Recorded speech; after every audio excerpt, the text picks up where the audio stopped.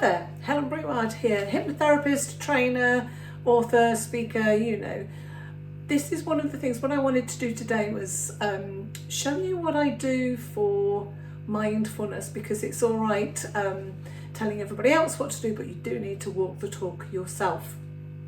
So, some of you know that painting is one of the things that I do like to do, and I've sort of over the last few months I've come across what my granddaughter, myself and my granddaughter affectionately call as messy painting, and this is basically just pouring it on and swizzing it around. Now, I am not an expert. If you want experts, there are many experts on YouTube, and I've seen them all. They're fantastic. There's some great things, but this is what I do. I'm going to turn the camera down so you can see, and I'm going to carry on talking. So this is kind of what I do.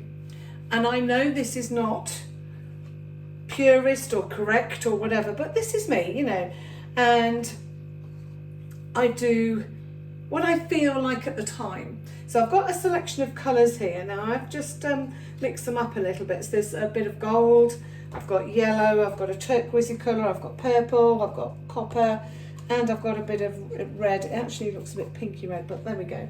So I'm just gonna see what happens and creates. Now, the reason I do this is because it helps my mind to just stop and to slow down. Now, I know quite a lot of you will tend to resonate. I think I'm gonna put some turquoise in first.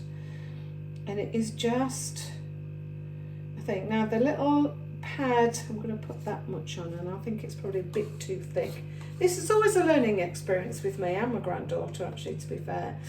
I'm going to add a little bit of yellow in there. Now these are all, oh, that's interesting, isn't it? These are all things that I've got from the works. It is one of my favourite places. You can get these little, whatever you call them, painting boxes, mats, whatever they are. I forget what you call the proper name, but they do some proper box ones as well like that. You can get them very cheap from the works. A lot of these paints have actually come from the works, and I've just added, where they're a bit thick, I've just added a tiny bit of water to it, but in some cases a bit too much. So with this one, I'm just going to add a little bit of purple and see what happens with that. Oh, that's interesting. So, and then I just wobble it around and see what comes out. And when you let it really go, now the one thing that I forgot to do on the last one, I did some a week or two ago, made a complete mess of it because I completely forgot to get rid of the bubbles out of it, just like you do with resin. And it was a bit of a mess, to say the least, so I was not so happy with that one. I think actually, to be fair, they probably went straight in the bin. In fact, I know they did. So I'm going to put a bit of red in here. Now, I probably do this, for people that do this all the time, I probably do this completely wrong, because I don't actually have any end goal or ideas in my mind. I just like to create, which is probably where I go completely wrong. But you know what, in my eyes, there is no right, there's no wrong, there is just what you feel like. And this is more about helping me, you see, we're being about messy. This is why I've got it on a tray, by the way, so that when it pours off the end, and picking it all off when it's dry actually has a certain kind of, let's say, satisfaction in there. When I was little, when I was at school, this is going back a very long time, to the 60s and the 70s, we used to have a bottle of copy decks, and me and my friend used to paint our hands with copy decks and then pull it all off. The teacher used to go mad. We did used to get in trouble for that one.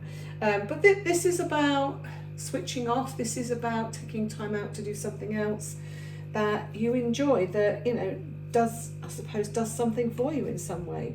So what I'm going to start to do is, oh look, you see, if I do that with my toothpick or cocktail stick, it starts to bring in something completely different. I do like to, do you know what this always reminds me of? Bakewell tart when I was little. They used the same sort of wiggly, scratchy lines that you used to get on the Bakewell tart. Just thought you'd like to know that one. It's a bit different. It's coming on. That's interesting. That is. I might have to do a little bit more with that, but I do want to do something over this side to not fill that gap, but yeah, basically fill that gap. So this is why I have an apron on. Always been a messy thing.